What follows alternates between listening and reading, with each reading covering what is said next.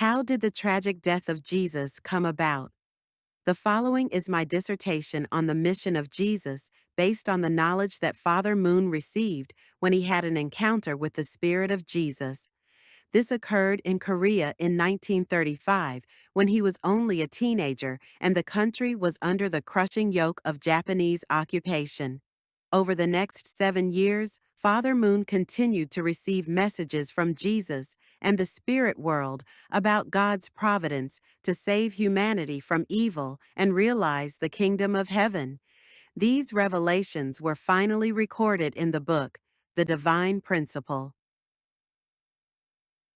When Jesus was crucified not long after his triumphal entry to Jerusalem, it was a tremendous shock for his close disciples and other followers. They were completely lost now that their beloved teacher and friend was gone.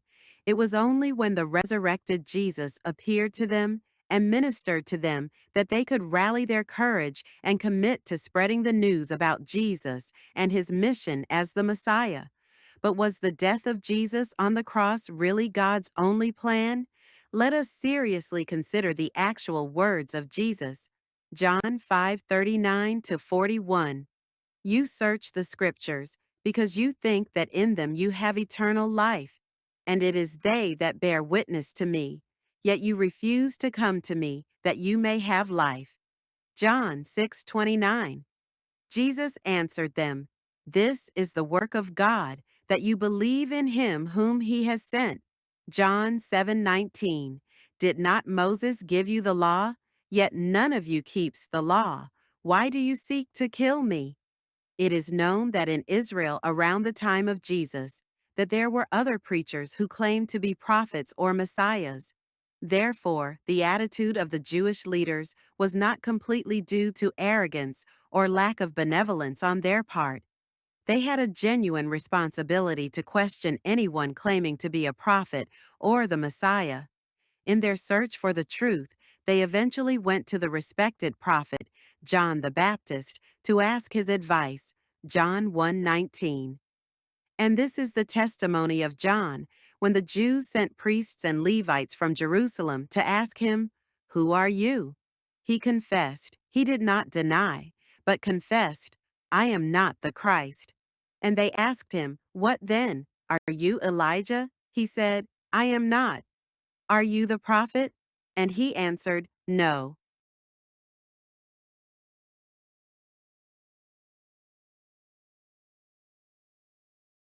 But John's denial contradicts what we already know about him from the Old and New Testaments concerning the appearance of John the Baptist as the return of the historical figure Elijah, Malachi 4:5. Behold, I will send you Elijah the prophet before the great and terrible day of the Lord comes.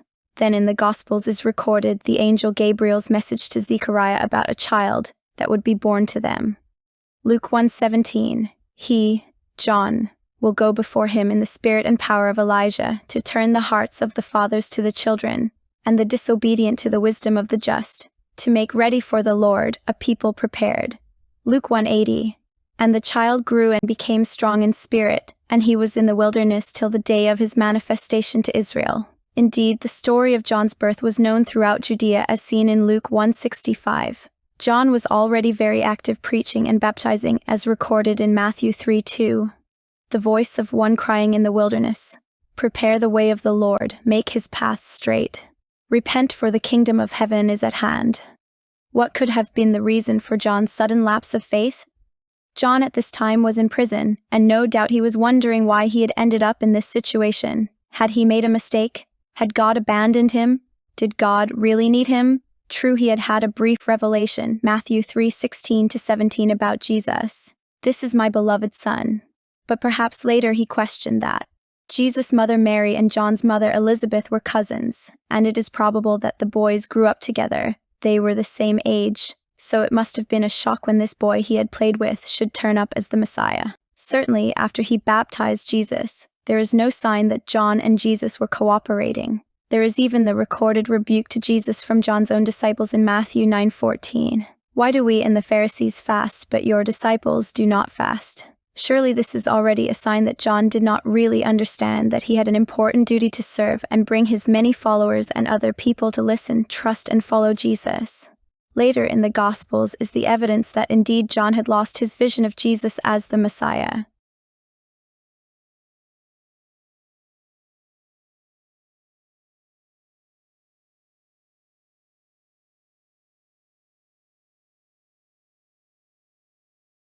Matthew 11:2-10.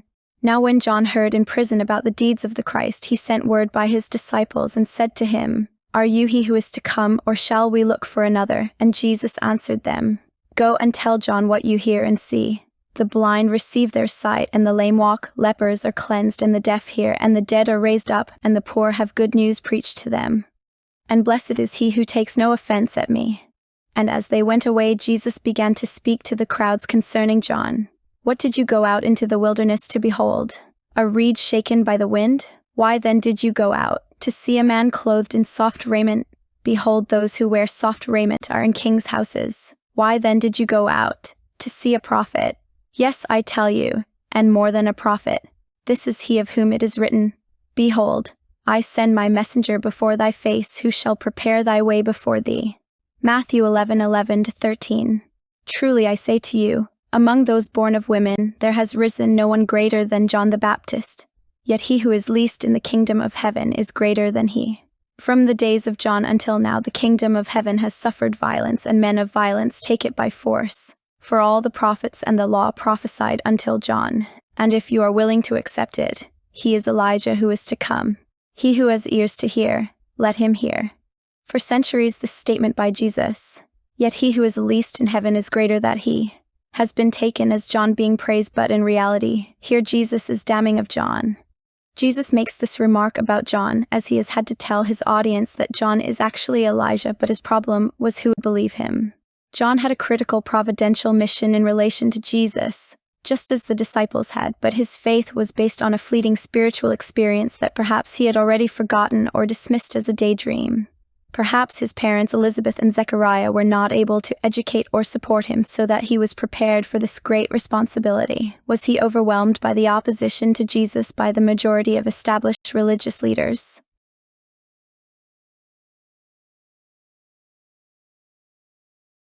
The subsequent murder of John in prison was indeed a great catastrophe for God's providence, as we can be sure that if he had been released and able to meet and talk to Jesus again, he would have realized he had made a mistake and gone on to make that vital testimony that he was Elijah and Jesus was the Messiah. He should actually have been Jesus' chief disciple. John was in prison because he had dared to criticize Herod for taking his brother's wife. In normal times, John would have been told to keep quiet and released. But when the Messiah is on the earth is a time of turmoil, and if you have a critical mission to support and help him, your life becomes strategically important but also vulnerable. Tragically, Satan and his evil forces are constantly present, watching for any opportunity to thwart God's plan. We know Satan had directly confronted Jesus and tried to tempt him to abandon his mission as God's champion and Messiah. Of course, Jesus immediately casts Satan away, and Satan realizes he has no power over Jesus. But he will never give up, as we read in Luke 4:13. And when the devil had ended every temptation, he departed from him until an opportune time. So instead of Jesus, who else was providentially very important that he could attack? None other than John the Baptist. He was the only person that the Jewish religious leaders respected. And remember, he was sent by heaven to personally bear witness to the Jewish people about Jesus. The path to John's demise is told in Matthew chapter 14. Can anyone read this truly sad story of how Herodias' daughter performed an enticing dance to Herod and his friends, which presented an opportunity for Herodias to immediately ask for the head of John and not believe that some evil power was at work? Satan was not mentioned, but he must have been delighted, as John's death was the ultimate victory for him. John's loss of faith and then his death was indeed a personal tragedy. But for Jesus, this was truly a catastrophic situation. John was meant to bear witness to Jesus, especially to the Jewish religious leaders who greatly respected John. Now there was no one to do this. We can clearly see this happening in John 8:12-13, where Jesus is talking to the religious leaders and their reply is, "You are bearing witness to yourself. Your testimony is not true." If John and his followers had been able to support and testify that Jesus was indeed the expected Messiah, Jesus would not have been condemned to die by the shouts of the people of the time, stirred up, as it says in Mark 15:11, by the very religious leaders who should have been doing God's will and recognizing Jesus as their Messiah.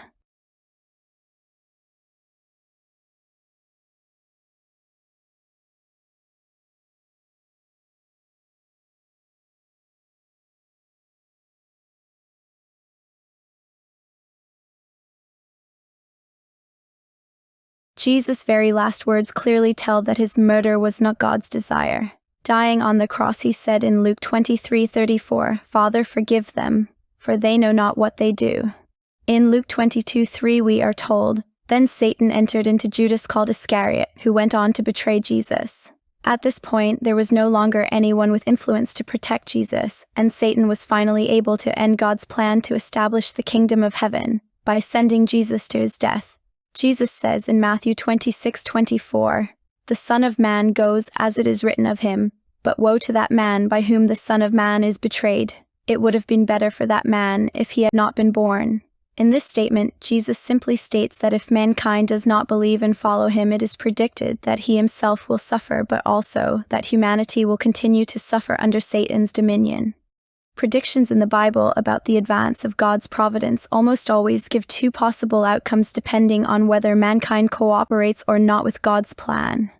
Over 2,000 years ago, both John the Baptist and Jesus were preaching to the population, "Repent, for the kingdom of heaven is at hand." But tragically, the testimony supposed to be given to the Jewish leaders by John, that he was indeed Elijah, never happened.